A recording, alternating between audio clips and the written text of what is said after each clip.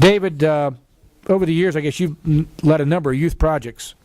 And I'm going to ask if you would, since people don't have the slides, if you would just give a little of your background, and then we'll have you talk, and anybody else that you've got with you. And again, your topic, I guess, is youth leadership, and we appreciate you being here again, and your patience with us. So again, that being said, you are on. Thank you. I appreciate the committee giving me the opportunity to come and speak. My name is David Meyers. I work at the J.W. Fanning Institute for Leadership Development at the University of Georgia. My background is as a social worker. My first job was as a case manager for DFACS in Hall County several years ago. Over the years, I've worked with foster families and adoptive families, both on the private side and with DFACS as a contractor. Landed at UGA 4 years ago and have found UGA to be a pretty great place to highlight the need and talk about the issue of increasing the opportunity for post-secondary education for youth in foster care as well as homeless youth. Fanning is located within the Public Service and Outreach Division at UGA, so most folks know about the teaching and the research that happens at UGA, but in addition there's an entire Public Service and Outreach Division, and so our legislators, I'm sure, know about the Carl Vinson Institute, which is a sister unit of ours. Fanning is about leadership development, and that can take on many, many forms. So that's just a little bit of background about who I am and where I come from. In the last couple of years working with DFACS and other community partners, we have begun to talk about the issue of improving the prospects for post-secondary education for youth in care as well as homeless youth. And so, Senator Millar, I heard you at the Voices event just last week, and I forget what you said. It was something like... Most people do, so don't feel bad. It's kind. My wife will assure you that that's okay. You led with something like bomb number one, and it was... There needs to be opportunities beyond four-year education for youth of all different backgrounds. Right. I would agree with you. I think what we would like to see is opportunities for youth from foster care. I think most of the folks in this room would agree that there needs to be opportunity based on interest for all youth who are aging out of foster care as well as the general population. And so what we would like to do, what we've been working to do, is create a network of post-secondary institutions, both in the technical system and the four-year system, to provide a landing pad for students who might fit this description. So just a few stats. I know you've been bombarded with stats. It's okay. An average of 4 to 6 months of educational progress is lost with every move for a youth in care. And so that creates a challenge later on for those youth as they track towards graduation and hopefully continuing their education. According to Casey Family Program, 70% of youth from foster care who attend college will go to a technical college of some sort. And then based on two studies, the Midwest Alumni Study and the Northwest Alumni Study, somewhere between 3 and 8% of youth who age out of foster care will go on to get a four-year degree by the time they're 25. So that's a tricky statistic because oftentimes we may lose track of them once they leave care. Since we don't have slides, I'm working through the slides. See, everybody should have a packet here.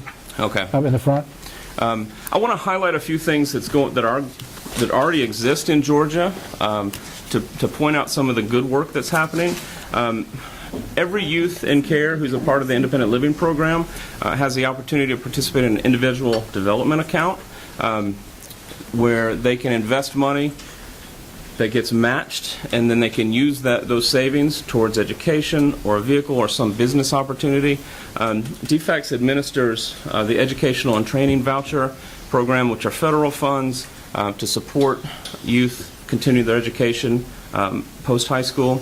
DFACS has the EPAC unit, Educational Programming and Assessment, to try and highlight and work on the issue of improving educational outcomes for kids in care.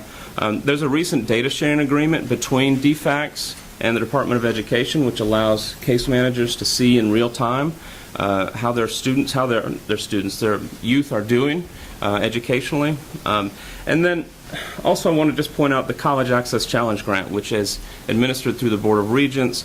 The goal is to increase opportunities for underrepresented students to go on and continue their education post-high school. And through the College Access Challenge Grant, we've been able to initiate some of these programs here in Georgia. Dave, do you have statistics on that about how many kids we're reaching through these various programs in the course of a year? It's my understanding that the IDA accounts, I don't have exact figures That's on that. okay. It's somewhere around I don't even want to spout a number if I can't say it accurately. The last I heard that the ETV federal funds is somewhere around 200, a little bit north of 200 students. The EPAC unit is statewide, and the recent data sharing agreement allows all case managers to support all youth in care from start to finish. Okay. Does that help? Yeah, that's helpful. Thank you.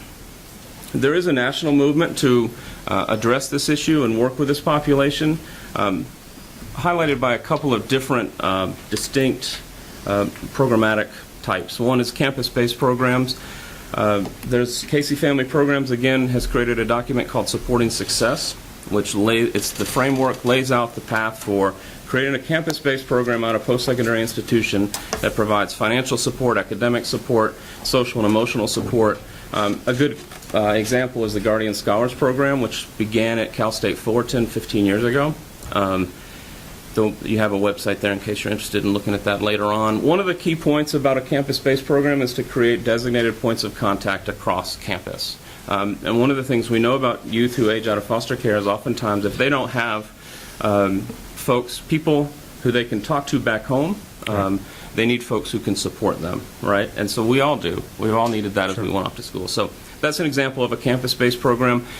Complementary to that would be a statewide network where institutions are knitting together in support of youth aging out of care. A good example is Fostering Success Michigan. Again, you have the website. The whole point is to allow information sharing between those institutions so that they can create programming to accept and receive those students, and so that then the students, as they're moving through their educational progress, right, then they end up knowing where if there's 10 schools in Michigan that have discrete programs, there's going to be 10 schools in Michigan that are discreetly prepared to support them once they're there. All right, help me out that here in Georgia we've developed this longitudinal data system in our schools, and we spent a lot of money on it. We're supposed to be able to track our kids. You're telling me now that we are now interfacing with DFACs in that area. So is the game plan to come up with a statewide program, for example, such as, and I'll let DFACs comment at the appropriate time on this, like what they've done in Michigan, so that now that we've got the data on these kids and we can track them, even when they're going between if they're being moved 3 times a year, theoretically, with this longitudinal data system at all our schools, we ought to be able to track them through DFACs. Are we going to go ahead and try to do something? Are there something in the works?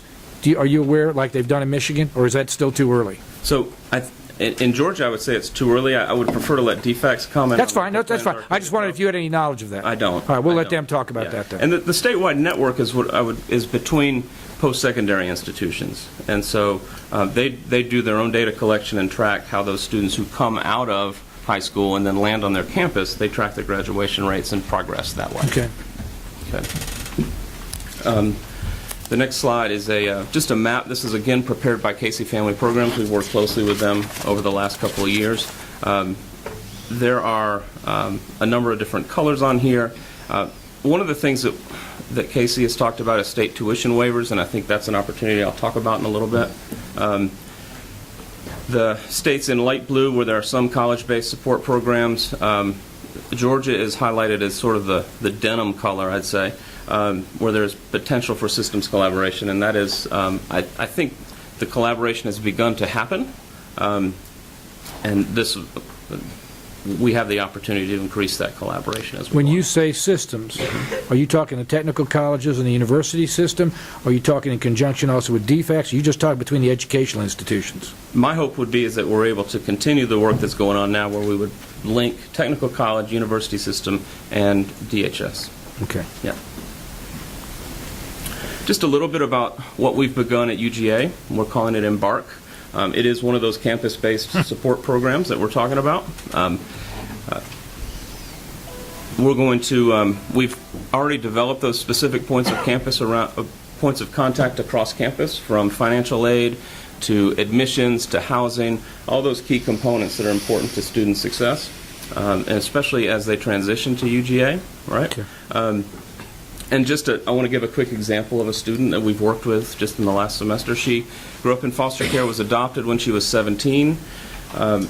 She no longer has contact with that adoptive family for reasons that I haven't asked, but she shared that that's no longer a relationship that she has.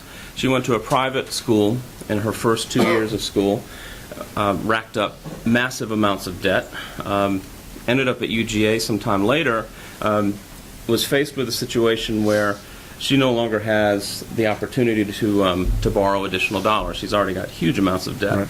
Right. It was through those points of contact across campus we were able to connect her with folks at financial aid who were able to make decisions, and they're helping her now. She's about 80% of her way towards having enough funds to pay tuition and housing for the upcoming year, which means she was going to graduate. She was facing the prospect of not graduating next with 1 year to go, which I think would have been a shame. And so I think that points to the power of having folks on campus who understand the issue and are attuned to supporting these students. And you see some of the other things that we're doing, working to identify the students on campus. We're creating opportunities for student leadership and development, and we're beginning to provide services and outreach. We've been Hold on one second, David. Yes. Somebody in our room's got an Apple application on. I'm going to ask you to turn it off because that's what's killing our screen over here. So it's not like you're going to go out and unstart your cars. Nobody will know, but if you've got the Apple application, if you would turn it off, I'd appreciate it. Thank you. Oh! Thanks, Dan. Youngest guy in the room. I can't believe it. Go, keep talking. Okay. Go ahead. So we've been fortunate to have some support through the College Access Challenge Grant, Casey Family Programs, as well as the Community Foundation for Greater Atlanta. We've begun work on Embark Georgia, which is the complementary statewide network, which I mentioned just a few minutes ago, where we're beginning to connect campuses, both in the technical college system and the four-year system together in hopes of seeding programs at various campuses. So again, the notion is that students age out of care, right? There's options in all regions of the state. Universities and four-year schools are prepared to accept them, and they understand what the challenges are to working with this discrete group of students. So you see some of the institutions: Kennesaw State, Savannah State, Georgia State, Southeastern Technical Colleges, and Georgia Tech are some of the campuses who have signed on to support. Some of the opportunities I think we have in Georgia: youth who turn 18 while in foster care have the option right now to remain in foster care until they're 21.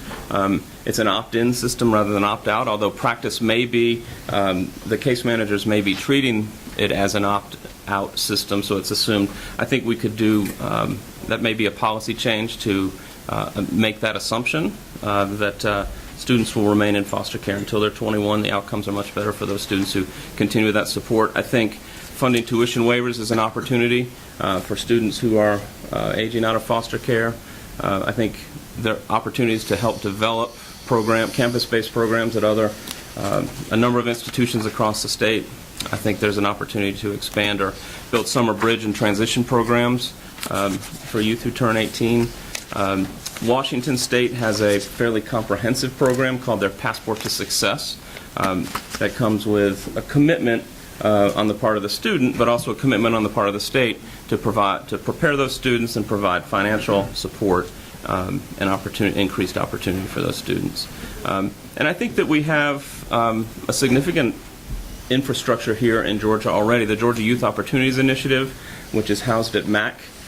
We've heard from Heather Rolls, who's the director of MAC in previous of these, which is about empowering youth voice and improving outcomes for youth who are aging out of foster care. And I would take this opportunity to say that I hope that as this group continues to do your work, that you would take the opportunity to hear from more students like Octavia who have firsthand experience having been in the foster care system, because I think it would be a missed opportunity if we didn't hear from as many of those folks as we could. Because that's the young lady we had come testify. Well, I have the dubious privilege of following Octavia, right, who is a pretty amazing speaker.